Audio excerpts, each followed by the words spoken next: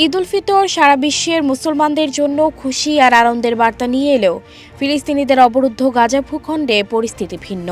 টানা ৬ মাসেরও বেশি সময় ধরে চলা ইসরায়েলের বর্বর আগ্রাসনের কারণে ভূখণ্ডটি ধ্বংসস্তূপে পরিণত হয়েছে। অসংখ্য মানুষের মৃত্যু, প্রিয়জন হারানোর বেদনা, তীব্র মানবিক সংকট, অনাহার আর দুর্ভিক্ষের ভেতরেই ১২ লাখ ফিলিস্তিনির কাছে এসেছে ঈদ। সব ধ্বংস, কষ্ট, বেদনাকে পাশ কাটিয়ে ঈদকে বরণও করে নিয়েছে ফিলিস্তিনিরা। এদিন ফিলিস্তিনিরা পবিত্র ঈদ উল ফিতরের শুরু উপলক্ষে আনন্দ উদযাপনের রাস্তায় নেমে আসেন। সংবাদ মাধ্যম আল জাজিরা জানায়, ফিলিস্তিনিরা তাকবীর পাঠ করে এবং মহান আল্লাহর প্রশংসা করে গাজার রাস্তায় নেমে আসেন।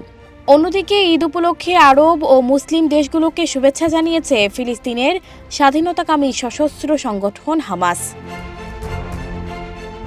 সংগঠনটি গাজায় ফিলিস্তিনিদের শক্তি এবং অবিচলতার জন্য অভিনন্দন জানিয়েছে। এছাড়া গাজা উপত্যকার ক্ষমতাসীন এই দলটি টেলিগ্রাম বার্তায় জানায়, অধিকৃত পশ্চিম তীরে জেরুজালেমের পাশাপাশি সারা বিশ্বের বাস্তুচ্যুত শিবিরে থাকা জনগণের জন্য একাত্মতা প্রকাশ করেছে ফিলিস্তিনিরা। সঞ্জিদা রহমান, প্রবাস খবর।